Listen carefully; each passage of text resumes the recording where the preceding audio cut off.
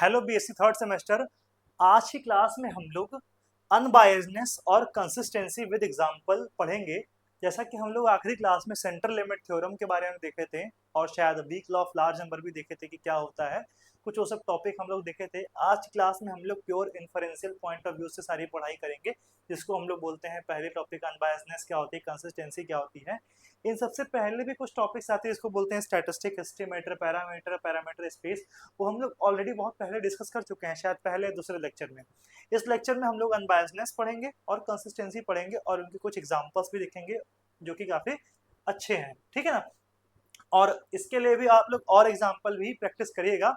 मैं जितने possible example है उसको यहाँ पे डिस्कस कर रहा हूँ, जितने तरीके से हमसे पॉसिबल हो पाते हैं। तो आइए पहले टॉपिक का डिस्कशन करते हैं, जिसको बोलते हैं अनबायसनेस। और अनबायसनेस क्या होती है इसके बारे में आप लोग को मैंने थोड़ा सा एक इंफॉर्मेशन दिया था, एग्जाम्पल एक अच्छा सा दिया था, जिसमें हम लोग आप लोग को दिखाए थे। याद होगा कि नहीं याद होगा, आइए उसको मैं फिर से एक बार समझा देता हूँ। थोड़ा सा एक छोटा सा एग्जांपल लेके आप लोग को मैंने बताया था कि सपोज करिए 1 2 3 4 5 साइज का एक पॉपुलेशन है और इसका मीन कितना है, 3 है। अब इसमें से दो साइज का सैंपल निकालते तो हर साइज के दो साइज का सैंपल निकालेंगे तो 1 2 1 3 1 4 1 5 आएगा, फिर 2 3, फिर 2 4, फिर 2 5 आएगा, फिर 3 4, फिर 3 5 आएगा, फिर 4 5 आएगा। ठीक है, ये पॉसिबल हमारे पास सैंपल्स थे। ठीक है, इन सब का मीन निकालिए, 1.5 हो जाएगा, ये 2 हो जाएगा, ये 2.5 हो जाएगा, ये 3 हो जाएगा, ये 2.5 हो जाएगा, ये 3 हो जाएगा, ये 3.5 हो जाएगा, ये 3.5 हो जाएगा, और ये 4 हो जाएगा, और ये 4.5 हो जाएगा। अब इन सब का मीन ले लीजिए, तो देखिए 1.5 और 2 कितना हो जाएगा आपका, 4 4 3 3 7, 7, और ये 7 4 11, 11, और मतलब इन सब का अगर आप मीन निकालेंगे 1.5 क्या क्या है, 1.5 प्लस 2 प्लस 2.5, ऐसे नहीं, 1.5 प्लस 2, 2.5 टू टाइम्स है, 2 मल्टीप्लाई बाई 2.5, फिर 3 टू टाइम्स है, 2 मल्टीप्लाई बाई 3, फिर 3.5 टू टाइम्स है, मल्टीप्लाई बाई 2, फिर प्लस 4 प्लस 4.5 डिवाइडेड बाई कितना हो जाएगा, 1 2 3 4 5 6 7, 1 2 3 4 कितना, 5 5C2 10 आएगा, है ना। कुछ छूट रहा है कोई नंबर ऐसा, शायद नहीं, नहीं छूट नहीं रहा, ठीक है। अब देखिए ध्यान से, तो 4.5 और ये 1.5 कितना हो जाएगा, 6, ठीक है, और ये हो जाएगा 5, और ये कितना हो जाएगा 6, ये कितना हो जाएगा 7, और ये कितना हो जाएगा 4 अपॉन में 10, 6 6 12 5 17 7, 17 और 7 24, है ना, 24 और 4 28, और ये 2 30, एक 2 तो छूट ही गया था, है ना, और ये 30, तो 30 divide by 10 is equal to कितना आ गया, 3, जो कि हमारे इसके बराबर आ गया। मतलब सैंपल मीन का जो मीन आ रहा है वो पॉपुलेशन मीन के बराबर आ रहा है। ये कौन सी प्रॉपर्टी हुई, मतलब ऑन एवरेज जो सैंपल मीन की वैल्यू है वो पॉपुलेशन के बराबर आ रही है। इसी को ही हम लोग क्या बोलते हैं, अनबायस्डनेस बोलते हैं। क्या बोलते हैं, अनबायस्डनेस बोलते हैं। तो यहाँ पे ही हम चर्चा करते हैं, तो यानी कि सैंपल मीन इस केस में क्या हो गया, एक अनबायस्ड एस्टिमेटर की तरह ट्रीट हो रहा है। तो यहाँ पे वही चर्चा कर रहे हैं कि an estimator Tn is said to be unbiased for theta if expectation of Tn is equal to theta। मतलब कि एक्सपेक्टेशन ऑफ Tn की वैल्यू क्या हो जाए, थीटा हो जाए। मतलब ऑन एवरेज Tn का जो मीन होगा, वैल्यू होगी, वो थीटा के बराबर होगी। तो क्या हमसे बोलेंगे, अनबायस्ड बोलेंगे, यानी कि an unbiased estimator is not unique. आगे फिर क्या कि unbiased estimator is not unique, we can obtain more than one unbiased estimator of theta. अब यहाँ पे सैंपल मीन लिए हैं, हो सकता है कि इन सब का मीडियन लेते तो कुछ और भी आता, हो सकता है कोई और ज्योमेट्रिक मीन लेते तो भी कुछ ना कुछ आ ही जाता। किसी भी पॉपुलेशन के लिए जो अनबायस्ड एस्टिमेटर है वो एक से अधिक हो सकते हैं। जैसे सिंपल देखिए, अगर एक रैंडम सैंपल ड्रॉ कर रहे हैं i is equal to 1 to up to n, कहाँ से, normal theta comma sigma square से। तो अगर फॉर ईच एक्स आई इसकी वैल्यू क्या हो जाएगी, थीटा हो जाएगी। तो हम डिफाइन कर रहे हैं एक्स बार मतलब 1/n, डिफाइन कर रहे हैं x1 प्लस 3x2 अपॉन में 4, डिफाइन कर ले रहे हैं x1 plus x2 divide by 2 plus x3, ये तीन अनबायस्ड एस्टिमेटर डिफाइन कर रहे हैं। तो इसका भी अगर एक्सपेक्टेशन लेंगे तो भी आपको थीटा मिलेगा, इसका भी करेंगे तो भी आपको थीटा मिलेगा, इसका भी करेंगे तो भी आपको थीटा मिलेगा। यानी कि मोर than one unbiased estimator exist कर सकते हैं किसी पॉपुलेशन के। ठीक है, ये बात आप लोग को समझ में आ गई होगी। और अनबायस्ड एस्टिमेटर क्या है, अनबायस्ड एस्टिमेटर क्या है, अनबायसनेस क्या है कि ऑन एवरेज किसी एस्टिमेटर की वैल्यू अगर पॉपुलेशन पैरामीटर के बराबर होती है तो उसे हम लोग क्या बोलते हैं, अनबायस्ड एस्टिमेटर हम लोग बोलते हैं। ठीक है ना, इतनी बात आप लोग को हमें लगता है कि समझ में आ गई होगी। इसको हम अगर इस बात को हम दूसरे तरीके से समझ सकते हैं कि कंसीडर करते हैं, now let us consider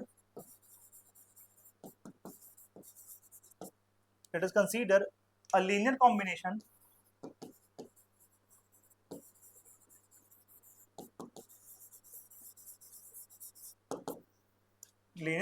T is equal to summation ai xi। तो एक्सपेक्टेड वैल्यू ऑफ टी हमारा थीटा के बराबर होना चाहिए अनबायसनेस के लिए, एक्सपेक्टेशन ऑफ टी की वैल्यू हमारी थीटा के बराबर होनी चाहिए। तो हम क्या करेंगे, expectation of summation a i x i is equal to theta, जहाँ पे for all a i not equal to 0 होनी चाहिए हमारी। ठीक है ना, सारे हमारे 0 नहीं होने चाहिए, एटलीस्ट मतलब सारे 0 नहीं होने चाहिए। ठीक है, तो यहाँ से क्या हो जाएगा, summation over i from summation over ये ए आई आ जाएगा और expectation of x i is equal to theta which implies that summation over a i into theta is equal to theta और ये cancel is equal to summation a i is equal to 1। ठीक है ना, अगर किसी linear combination में जितने भी कांस्टेंट है उनका सम अगर 1 आ रहा है तो वो क्या हो जाएंगे, उससे बन जाएगा हमारा अनबायस्ड एस्टिमेटर। ठीक है ना, यानी कि यहां से क्या मिल गया, 10 for any combination of AI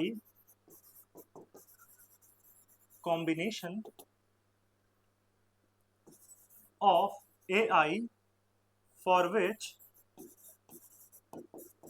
summation AI is equal to 1, we can have an unbiased estimator of theta. We can have an unbiased estimator of theta. जैसे मैंने एक्स बार लिया था तो एक्स बार में क्या होता है, वेट 1/n, n टाइम्स इसको सम करेंगे तो कितना आ जाएगा, 1 आएगा। एक हमने क्या लिया था, एक हमने लिया था x1 प्लस 3x2 अपॉन में 4, यानी कि 1/4 था प्लस 3/4 कितना आ रहा है, 1। एक और क्या था, x1 plus x2 divided by 2 plus 1 और x3। तो यहाँ कितना था, यहाँ पे देखेंगे तो कितना आ जाएगा, सॉरी ये नहीं था, ये यहाँ पे नहीं था, यहाँ पे देखिए ये नहीं होगा, क्यों, क्योंकि यहाँ पे कितना आ रहा है, थीटा प्लस थीटा अपॉन में 2 प्लस थीटा, तो ये कितना आ रहा है, 2 थीटा है, ये अनबायस्ड एस्टिमेट नहीं बनना। क्यों, क्योंकि यहाँ पे देखिए 1/2 मिल गया, 1/2 मिल गया प्लस 1 मिल गया, जो कि हमारा 1 के बराबर नहीं है। ठीक है, अगर इसको हम 4 करते हैं, डिवाइड बाई 4 करते तो ये हो जाता, क्यों, क्योंकि 1/4 प्लस 1/4 और ये डिवाइड बाई 2 कर लेते हैं और प्लस 1/2, तो हमारा ये 1 आया था। ठीक है, तो ये अनबायस्ड एस्टिमेटर बनता, बाकी नहीं बनता। ठीक है, तो ये हमारा इस तरीके से अनबायस्ड एस्टिमेटर बनते हैं, जिसके लिए हमारा इस तरह की सिचुएशन होनी चाहिए। ठीक है, ये अनबायस्ड एस्टिमेटर होते हैं। अब इस तरह डिफाइन होते हैं, अगर हमारा एक्सपेक्टेशन ऑफ टीएन, अगर हमारा एक भी और चीज भी यहाँ ले लेते हैं कि अगर हमारा एक्सपेक्टेशन ऑफ टीएन थीटा के बराबर नहीं है तो टीएन को हम लोग क्या बोलते हैं, बायस्ड एस्टिमेटर बोलते हैं। क्या बोलते हैं, बायस्ड एस्टिमेटर। इसका कहने का मतलब है, अगर अनबायस्ड अगर हो रहे, कहने का मतलब है कि ये किसी भी चीज को ओवर एस्टिमेट या अंडर एस्टिमेट नहीं कर रहा है, ऑन एवरेज इक्वल वैल्यू दे रहा है। मतलब कि एक्चुअल वैल्यू से बहुत ज्यादा वैल्यू नहीं दे रहा है, एक्चुअल से बहुत कम वैल्यू भी नहीं दे रहा है, वो उतने ही के आसपास की वैल्यू दे रहा है। और अगर नॉट इक्वल टू थीटा है तो इसे हम लोग बायस्ड बोलेंगे, और बायस अगर नॉट इक्वल टू थीटा है तो बायस बोलेंगे, और अगर नॉट इक्वल टू थीटा है तो मतलब क्या है, या तो ग्रेटर देन थीटा होगा या तो लेस देन थीटा होगा, या तो ग्रेटर देन थीटा होगा या तो लेस देन थीटा होगा। तो उस केस में जब ग्रेटर देन थीटा होगा तो ओवर एस्टिमेट करेगा, और लेस देन थीटा हो जाएगा तो अंडर एस्टिमेट करेगा, ठीक है ना। तो यहाँ पे हम ऐसे लिख देते हैं कि expectation of T n is not equal to theta, तो इसे हम लोग क्या बोलेंगे, बायस्ड, क्या बोलेंगे, बायस्ड एस्टिमेटर, ठीक है। यानी कि अगर expectation of T n greater than theta तो इस केस में बोलेंगे ओवर एस्टिमेट, ओवर एस्टिमेट कर रहा है, ठीक है। और expectation of T n less than theta तो क्या हो जाएगा, अंडर एस्टिमेट,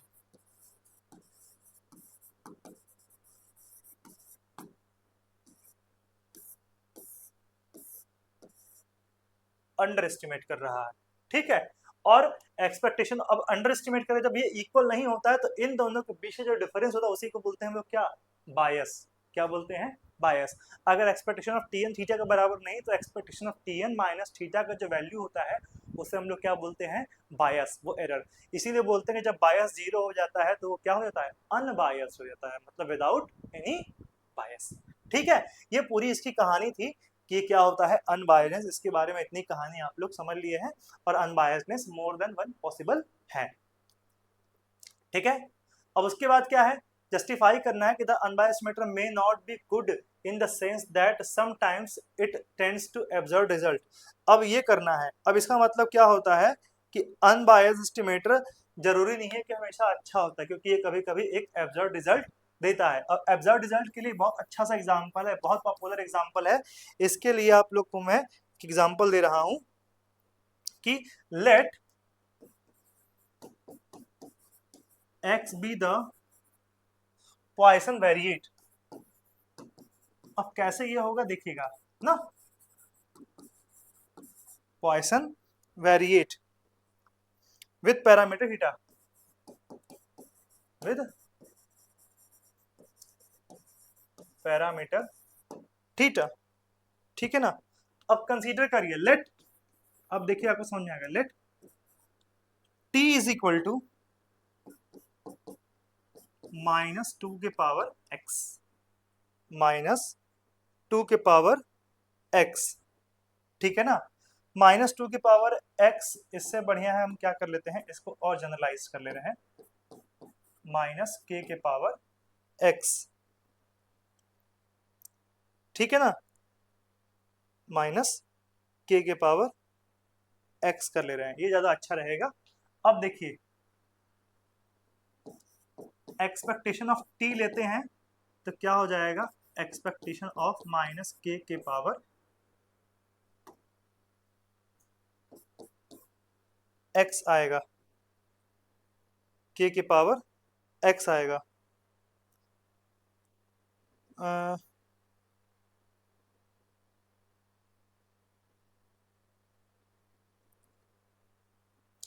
के पावर एक्स आएगा। अब k power x is equal to क्या हो जाएगा, अब इसको क्या ले सकते हैं, टी इज इक्वल टू, या फिर simple x is equal to zero ना, x is equal to zero to infinite minus के power x into e to the power minus theta, theta के पावर एक्स अपॉन में factorial x, not a factorial theta, factorial x. ये Poisson distribution का PMF होता है, ठीक है। इसी तरीके से निकालते हैं एक्सपेक्टेशन इसका, है ना। तो फिर क्या हो जाएगा, x is equal to zero to infinite e to the power minus theta, इसको ही बाहर कर ले रहे हैं, e to the power minus theta और माइनस के थीटा के पावर एक्स अपॉन में फैक्टोरियल एक्स, ठीक है। और यहां से देख सकते हो आप लोग कि e to the power minus theta into, इसको अगर ओपन करोगे तो कितना आ जाएगा, जीरो करोगे तो कितना आ जाएगा, वन माइनस के थीटा, ठीक है, हाँ, वन माइनस के थीटा अपॉन फैक्टोरियल वन, फिर प्लस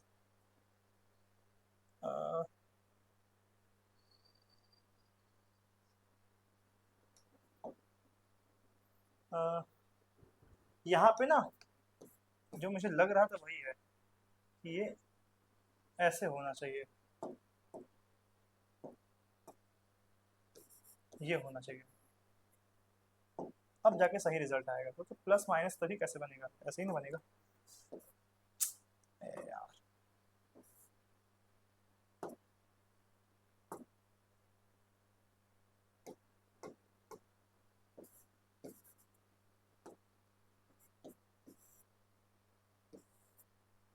ठीक है, तो हाँ, अब यहां से हो जाएगा माइनस के पावर थीटा एक्स, तो 1 माइनस के एक्स प्लस हो जाएगा k square theta square upon में factorial 2 plus dot dot up to infinite.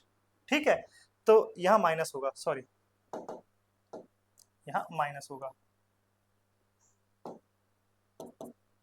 ठीक है, तो ये कितना हो जाएगा, e to the power minus theta, e to the power minus के थीटा। ठीक है, और ये कितना हो जाएगा, e to the power minus k plus 1 theta. तो यानी कि देखा जाए तो ये जो t है, ये जो t है e to the power minus k plus theta के लिए, ये ऐसा नहीं कि पैरामीटर थीटा के लिए केवल हो, कोई फंक्शन भी हो सकता है थीटा का यहाँ पे ना, के मतलब फंक्शन ऑफ थीटा के लिए क्या है, अनबायस्ड एस्टिमेटर है, ये अनबायस्ड एस्टिमेटर है इस पर्टिकुलर पर्टिकुलर चीज के लिए। अब k की वैल्यू यहाँ पे क्या हो सकती है, k की वैल्यू आप कुछ भी ले सकते हो, k की वैल्यू आप यहाँ पे 1 2 1 क्या लोगे, हाँ चलो ठीक है 1 ही ले लेते हैं, 1 2 अप टू इनफाइनाइट कुछ भी ले सकते हो आप। तो जैसे k की वैल्यू अगर आप 1 ले लोगे, तो यहाँ पे -1 की power x e to the power -2 theta के लिए अनबायस्ड हो जाएगा। अगर k इज इक्वल टू -2 जैसे कि हम स्टार्टिंग में ले रहे थे, -2 की पावर x लोगे तो किसके लिए हो जाएगा, e to the power -3 theta के लिए अनबायस्ड हो जाएगा। पर यहाँ पे एक चीज देखिए, जो भी वैल्यू होगी e to the power -1 theta, -2 theta, -3 theta, ये ऑलवेज ग्रेटर देन 0 देगा। ये क्या है, ये ऑलवेज ग्रेटर देन 0 वाली क्वांटिटी है। ठीक है, अब लेकिन यहाँ पे अगर आप कंसीडर करेंगे कि यहाँ पे जो एस्टिमेटर की वैल्यू है, पैरामीटर अगर ग्रेटर देन 0 तो एस्टिमेटर भी तो ग्रेटर देन 0 होना चाहिए, तो एस्टिमेट तो उसी को कर रहे हैं ना। अब कुछ और आ रहा है एस्टिमेट, यहाँ देखिए x की वैल्यू अगर हम लोग क्या ले लेंगे, इवन लेंगे तो इसकी वैल्यू पॉजिटिव आएगी, x की वैल्यू अगर हम ऑड लेंगे तो इसकी वैल्यू नेगेटिव आएगी। But here we see that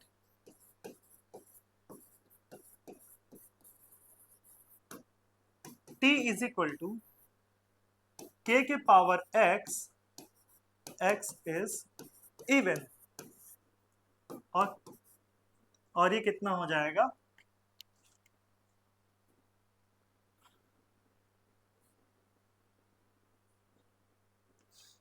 k के power x t is equal to positive, t is greater than 0 कर ले रहे हैं, if x is even t is less than 0, x is odd, but e to the power minus k plus 1 theta is always greater than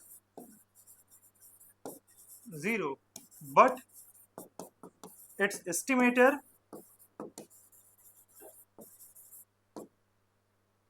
can take negative value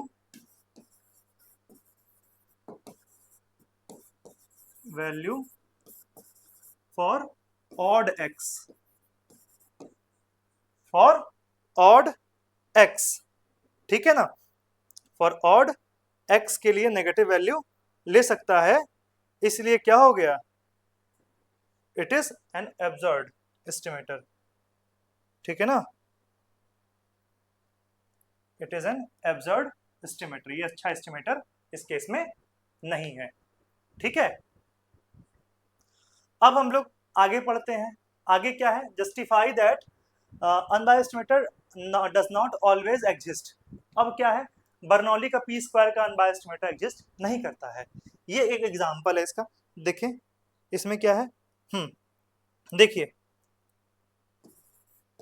solution, let us consider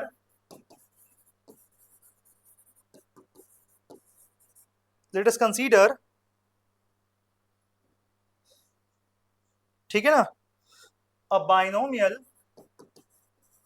यहां binomial है, uh binomial यह Bernoulli actual है, binomial distribution, इसको binomial 1 theta बोल दिया गया है, binomial distribution with parameter 1 theta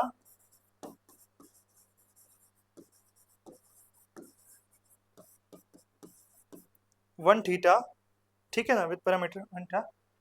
now we are to find unbiased estimator of theta square. Theta square का अनबायस्ड एस्टिमेटर करना है find. Let tx is such that, देखते हैं tx एग्जिस्ट करता है कि नहीं. Expectation of tx is equal to theta square. tx is such that expectation of tx is equal to theta square. तो यहाँ क्या हो जाएगा, x इज इक्वल टू 0 से लेकर के 1 तक tx थीटा के पावर x 1 माइनस थीटा के power 1 minus x is equal to theta square. तो क्या हो जाएगा, t0 1 minus theta plus t1 theta is equal to theta square. Comparing both side,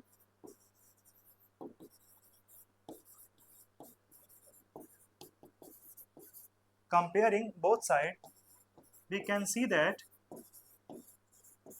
अब देखिए यहाँ टी स्क्वायर कोई कोफिशिएंट है, अरे थीटा स्क्वायर कोई कोफिशिएंट है नहीं है ना, यहाँ पे है, यहाँ पे तो 1 है, यहाँ पे है ही नहीं, इसलिए हम लोग बोल सकते हैं क्या,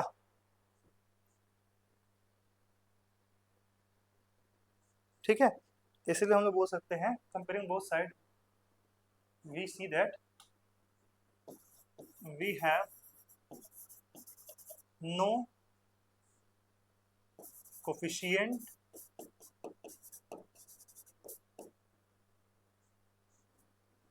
of theta square in LHS, so unbiased estimator of theta square does not exist. ठीक है, फिर next, two unbiased estimator of the same parameter may not be consistent in unit of measurement. एक और समझ लीजिए, देखिए सॉल्यूशन, ठीक है. सपोज करिए let x follow Poisson distribution with parameter theta. Let x follow Poisson distribution with parameter theta. So we have, क्या होता है पॉइसन डिस्ट्रीब्यूशन, मीन और वेरिएंस सेम होता है, तो expectation of x is equal to theta and variance of x is equal to be theta, ये दोनों होता है, ठीक है. तो सैंपल मीन और सैंपल वेरिएंस लेते हैं एक मेथड ऑफ मोमेंट के बेसिस पे. Let t1 is equal to x bar and t2 is equal to s square which is equal to 1 upon n summation xi minus x bar का whole square, ठीक है. तो यहां पे आप देखिएगा expectation of t1 is equal to expectation of x bar is equal to 1 upon n summation expectation of x is equal to कितना आ जाएगा आपका थीटा, और expectation of t2 is equal to expectation of s square is equal to 1 upon n minus 1 expectation of x square minus expectation of x bar का whole square is equal to theta. But unit of t1 is in unit in, ठीक है, unit मतलब unit कहने मतलब and but t1 is measured in unit and but t1 is measured in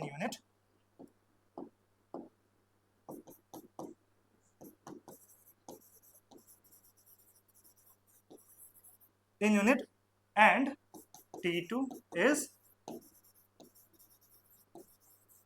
measured in unit square, ठीक है। Unit मतलब centimetre करोगे तो ये सेंटीमीटर में होगा और ये सेंटीमीटर स्क्वायर में मेजर्ड होगा, ठीक है ना।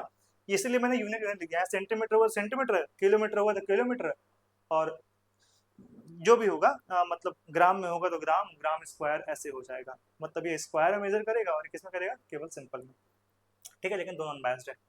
फिर क्या है कि late x1 x2 xn be a random sample from size of size n from a large population, x1 x2 xn of size n with mean, ये क्या है यार,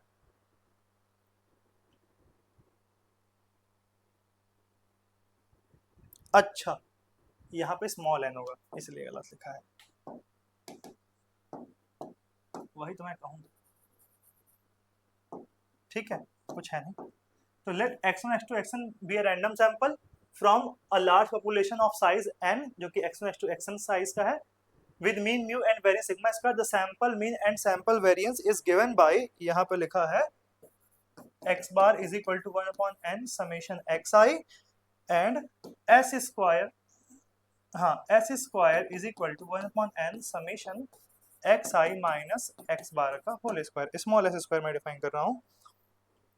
show that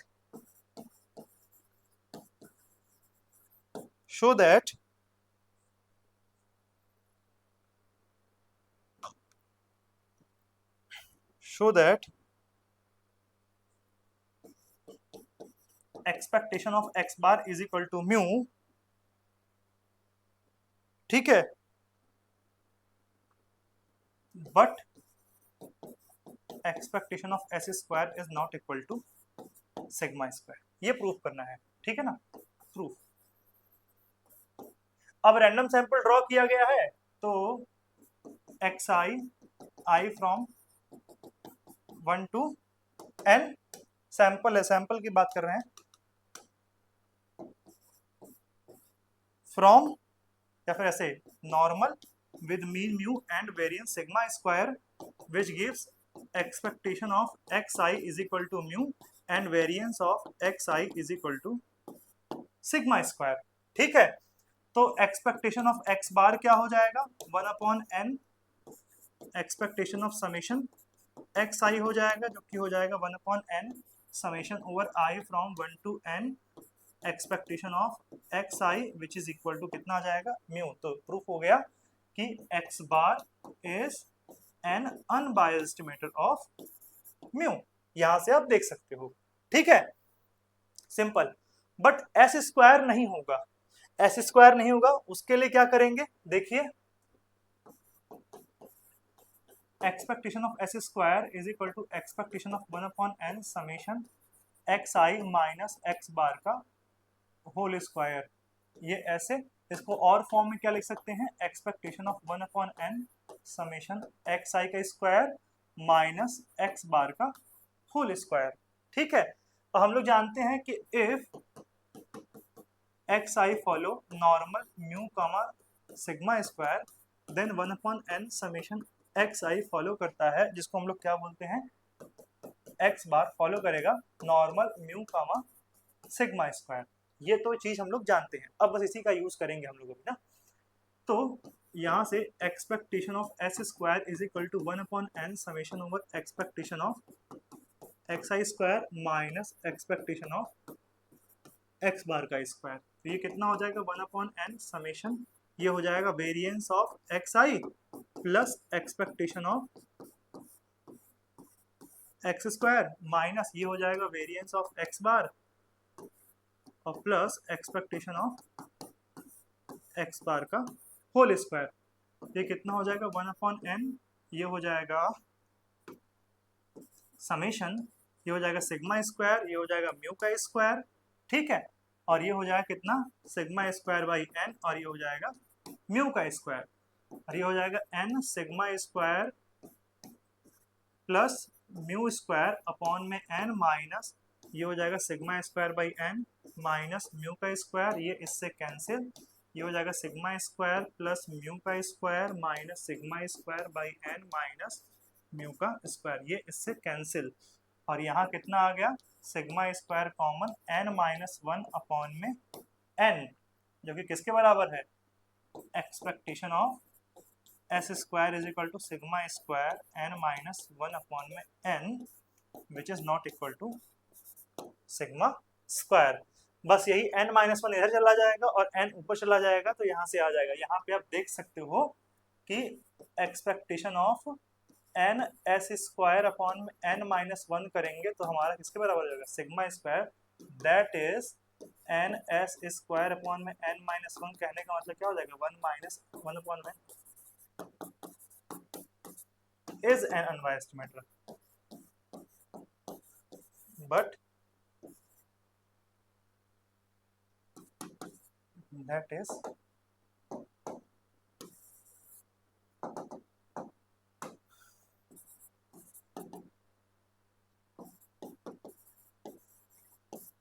नॉट।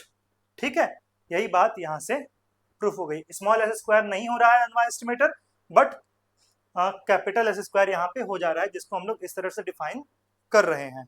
ठीक है, जिसको हम लोग इस तरह से डिफाइन कर रहे हैं।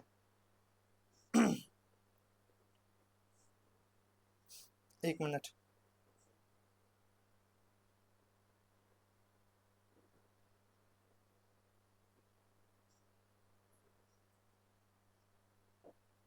ठीक है। हम लोग की ग्रेजुएशन की क्लासेस चलती हैं जिसकी ऑफर प्राइस मात्र 1250 रुपये है, बीएससी फर्स्ट और थर्ड सेमेस्टर के नवोदय बैच के थ्रू। ठीक है, आप DNS20 का कूपन कोड लगा करके ये इस फीस को और कम दाम में अवेल कर सकते हैं, क्योंकि यूट्यूब पे केवल इंपॉर्टेंट टॉपिक की क्लासेस चलेंगी।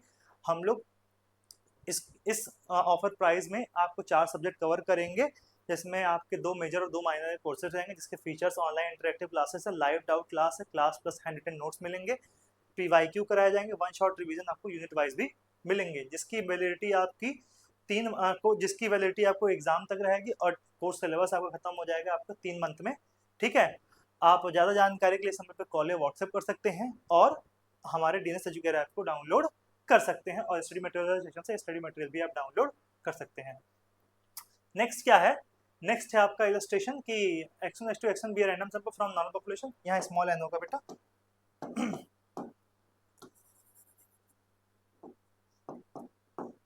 ठीक है, ये होगा random sample from normal population with mean कितना, normal mu comma with mean mu and variance 1, show that t is equal to summation xi square is an unbiased estimator of mu square plus 1। तो इसका देख लीजिए क्या है proof, जब xi i from 1 to n follow कर रहा है, मतलब रैंडम सैंपल ड्रॉ हुआ है मीन म्यू और वेरिएंस 1 से, तो यहाँ से क्या मिल गया हमको, expectation of xi is equal to mu and variance of xi is equal to हमको क्या मिल जाएगा, 1। ठीक है, तो अब कंसीडर करते हैं, consider expectation of t which will be equal to summation over I from 1 to n expectation of xi square which is equal to I from 1 to n variance of xi plus expectation of xi का whole square. ठीक है, और ये कितना हो जाएगा, I from 1, ये कहाँ से वेरिएंस का फार्मूला लगा के हम लोग ये करते हैं ना, ये कितना हो जाएगा 1, ये हो जाएगा आपका म्यू स्क्वायर, ये डिवाइडेड बाई n भी होगा। ठीक है,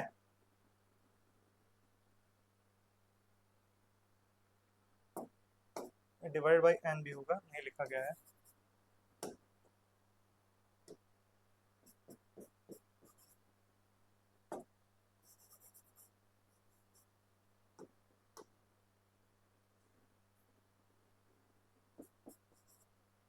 ठीक है, और यहां से आ जाएगा म्यू स्क्वायर प्लस 1 प्रूफ। ठीक है, यहां से प्रूफ हो गया कि अनबायस्ड एस्टिमेटर ये है। नेक्स्ट क्या है, construct an example, construct an example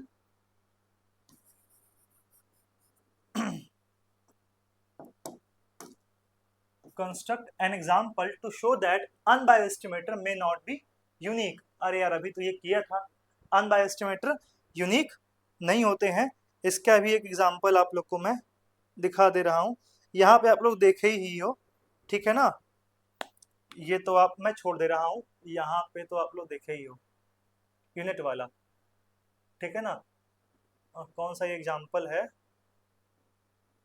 पहला, दूसरा, तीसरा, see the third example, see the third example, ठीक है ना। X bar and s square both are unbiased method of theta for Poisson theta, ठीक है, दोनों अनबायस्ड मेथड होते हैं। नेक्स्ट क्या हो जाएगा, if x follow binomial one theta show that there is no unbiased method of theta square based on, ये example भी हो चुका है, ये दोबारा हो रहा है, आप दे सकते हो, ठीक है ना।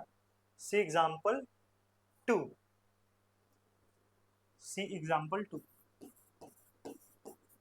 रिपीटेड एग्जाम्पल आ गए हैं यहाँ पे, ठीक है।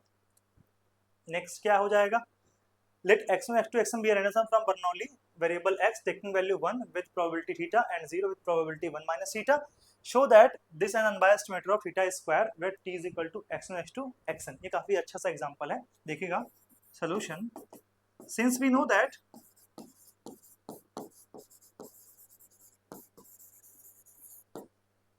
if xi follow Bernoulli theta, ये बर्नौली थीटा का वो है, डेफिनेशन है, मैंने पढ़ाया है आप लोग को, ठीक है, बर्नौली थीटा का है, then t is equal to x1 plus x2, ये भी मैंने बताया है CLT वाले चैप्टर में, लेक्चर में, ठीक है ना। xn follow binomial and theta, binomial and theta, ठीक है। तो अब कंसीडर करते हैं, so expectation of t is equal to कितना हो जाएगा, n theta, and expectation of t square क्या होता है, ये लिख सकते हैं इसको हम लोग वेरिएंस ऑफ टी, और प्लस हमें याद नहीं क्या होता है इसलिए मैं ऐसे लिख दे रहा हूँ, एक्सपेक्टेशन ऑफ टी का होल स्क्वायर, जो कि कितना आ जाएगा, ये होता है n theta 1 minus theta plus n square theta square, ठीक। यानी कि हम लोग अब इन दोनों को साथ में रख लें, ठीक है ना। Now expectation of t minus into t minus 1 is equal to क्या हो जाएगा, expectation of t square minus expectation of t, ठीक है। और ये किसके बराबर हो जाएगा, ये हो जाएगा आपका n theta minus n theta square plus n square theta square minus n theta, इससे ये कैंसिल, तो एन कॉमन ले लेते हैं, नहीं सॉरी, एन कॉमन लेते हैं, थीटा कॉमन ले तो एन माइनस 1 बचेगा, ठीक है ना। यानी कि expectation of t into t minus 1 is equal to n into n minus 1 theta square, which implies that expectation of t into t minus 1 upon में n into n minus 1 will be equal to theta square. यहां से आपका ये proof हो गया, ठीक है। फिर नेक्स्ट क्या है, देखिए कंसिस्टेंट एस्टिमेटर, इसकी डेफिनेशन देखिए क्या होता है कंसिस्टेंट एस्टिमेटर। कंसिस्टेंट एस्टिमेटर हमारे पास कोई एस्टिमेटर है, suppose sequence of estimator TN है, ठीक है। अब सीक्वेंस ऑफ एस्टिमेटर टीएन है, अब हमारे पास अगर जैसे जैसे अगर सैंपल साइज बढ़ाते जाएं, थीटा और टीएन के बीच का जो डिफरेंस है मतलब वो बहुत कम होता जाए, या फिर हम कहें टीएन जो है थीटा की ओर दिखता जाए, इस बात की प्रोबेबिलिटी हमको कहाँ पे दिखती जाए, इस बात की प्रोबेबिलिटी हमको 1 की ओर महसूस होती जाए, कब, जब n हमारा लार्ज होता जाए, तो हम लोग उस केस में बोलेंगे कि Tn is consistent estimator for theta, मतलब कि n की वैल्यू बढ़ाने पे Tn हमारी थीटा की ओर जाएगी, इस बात की श्योरिटी हमारी 1 की ओर फील होती जाए, इसी को क्या बोलते हैं, कंसिस्टेंट। इस केस में हम लोग Tn को क्या बोलेंगे, कंसिस्टेंट एस्टिमेटर बोलेंगे, ठीक है ना। प्रोबेबिलिटी 1 की ओर अप्रोच करे, हमको ऐसा फील हो कि वो उसको अप्रोच कर जाएगा, ठीक है ना। तो आइए डेफिनेशन लिखते हैं, क्या होती है डेफिनेशन, ठीक है। Let x1 x2 xn be a sequence of IID variables, मतलब वही random sample variables with common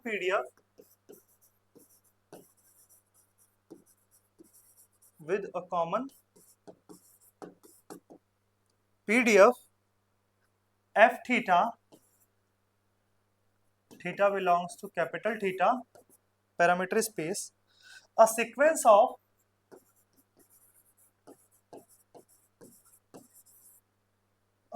of point estimates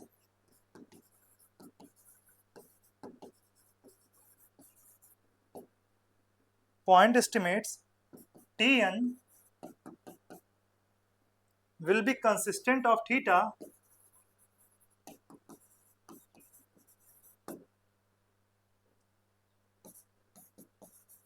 for theta if Tn converges, Tn हमारा कन्वर्ज करेगा इन प्रोबेबिलिटी, मतलब इसकी प्रोबेबिलिटी हमको सेंस देगा कि वन की ओर जा रहा है, ठीक है ना, इन converges in probability to theta, that is Tn हमारा कन्वर्ज कर रहा है थीटा पर in probability as n tends to infinite for each fixed theta, for each fixed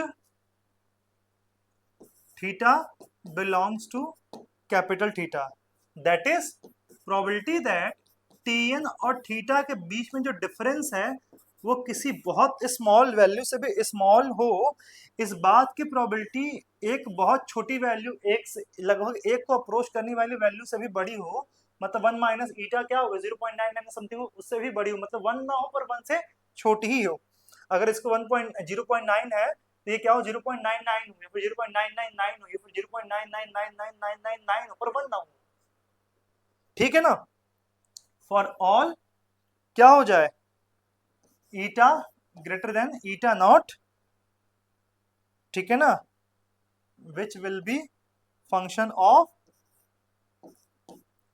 epsilon and eta, यही क्या होती है कंसिस्टेंट एस्टिमेटर होती है। सिंपल सा ऐसा कहने का मतलब यही है। अगर आप समझ में आ जाएगा तो ये लिख लोगे, टी माइनस थीटा के बीच में जो डिफरेंस है बहुत छोटा हो, इस बात की प्रोबेबिलिटी 1 की ओर अप्रोच करे, मतलब Tn 0 की थीटा की ओर अप्रोच करे, मतलब t माइनस थीटा 0 की ओर अप्रोच करे, modulus of t minus theta 0 की ओर अप्रोच करे, और इस बात की प्रोबेबिलिटी हमारी 1 की ओर अप्रोच करे कब, जब हमारा n लार्ज हो, जब हमारा n लार्ज हो, तो जब हमारा n लार्ज हो तो हम बोलेंगे कि Tn क्या है कंसिस्टेंट एस्टिमेटर है थीटा के लिए, ठीक है ना, कंसिस्टेंट एस्टिमेटर है थीटा के लिए, यही बोला जाता है क्या कंसिस्टेंसी, ठीक है।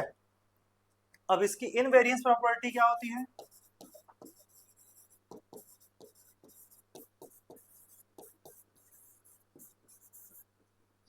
इनवेरियंस प्रॉपर्टी क्या होती है, if Tn is a consistent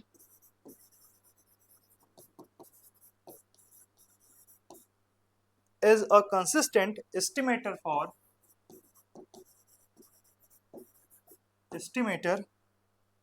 for theta and psi theta is a continuous function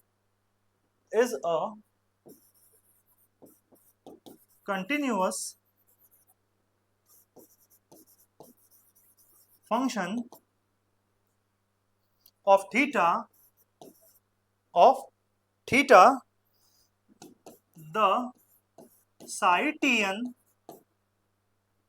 is consistent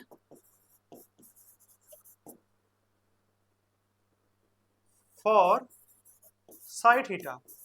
कहने का मतलब है सपोज कर लीजिए कि x बार कोई एस्टिमेटर है, वो कंसिस्टेंट है थीटा के लिए, तो 3 थीटा प्लस 2 कोई एक 1 to 1 फंक्शन हो, कंटिन्यूस फंक्शन है ये, है ना थीटा का, तो इसका जो कंसिस्टेंट एस्टिमेटर होगा वो क्या हो जाएगा 3x बार प्लस 2। ठीक है, जहां थीटा वहां x बार लिख दिए, वो क्या हो जाएगा कंसिस्टेंट एस्टिमेटर हो जाएगा। ठीक है ना। एक और टॉपिक है इससे रिलेटेड, ठीक है ना, sufficient condition for consistency.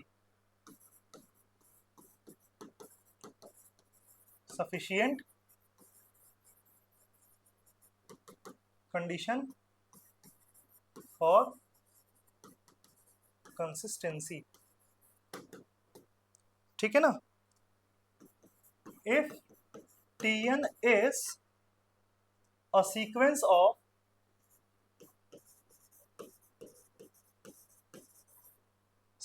of estimates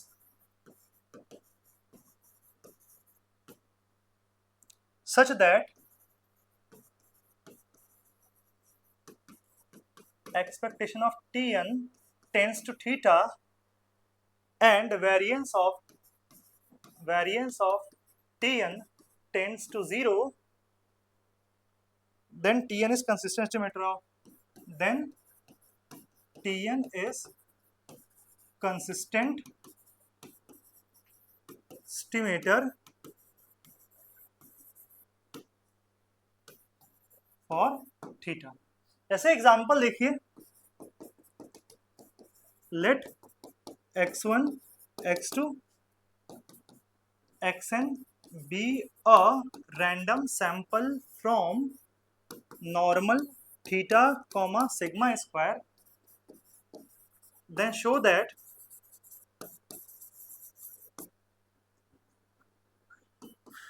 x bar is consistent for theta. ठीक है, ये शो करना है कि x बार हमारा कंसिस्टेंट है थीटा के लिए। तो इसको हम दोनों मेथड से करके दिखा देंगे ताकि आप लोग को समझ में आ जाए कैसे कंसिस्टेंसी ये प्रूफ की जा रही है। ये सफिशिएंट कंडीशन, मतलब अगर ऐसा होगा तो सफिशिएंट होगा, अगर ऐसा नहीं होगा तो जरूरी नहीं है कि सफिशिएंट वो हो। अरे ऐसा होगा तो कंसिस्टेंट होगा, पर अगर ऐसा नहीं होगा तो जरूरी नहीं है कि वो कंसिस्टेंट हो। ऐसा मतलब ये जरूरी नहीं है, मतलब अगर ऐसा फिक्स है तो कंसिस्टेंट है, अगर ऐसा नहीं है तो ये नहीं बोल सकते कंसिस्टेंट नहीं है। ठीक है ना, तब भी हो सकता है कंसिस्टेंट हो, बट इससे नहीं हो रहा है। ठीक है ना, केवल सफिशिएंट इतना दिखा गया, इतना हो गया तो कंसिस्टेंट पक्का है, पर इतना नहीं हो रहा है तो कोई और तरीका लगाइए इसको देखने के लिए क्या वो कंसिस्टेंट है कि नहीं। ठीक है ना, तो यहाँ पे पहले इस सिचुएशन से करते हैं, सफिशिएंट कंडीशन से करते हैं। ठीक है ना, here expectation of x bar is equal to theta, सीधी सी बात है, और variance of x bar is equal to कितना है sigma square by n. As n tends to infinite, expectation of x bar तब भी क्या रहेगा थीटा रहेगा, and n tends to infinite पे वेरिएंस ऑफ एक्स बार क्या हो जाएगा, ये हमारा टेंड कर जाएगा जीरो की ओर, क्योंकि एन बढ़ेगा तो इसकी वैल्यू जीरो की ओर जाएगी। सो बाय सफिशिएंट कंडीशन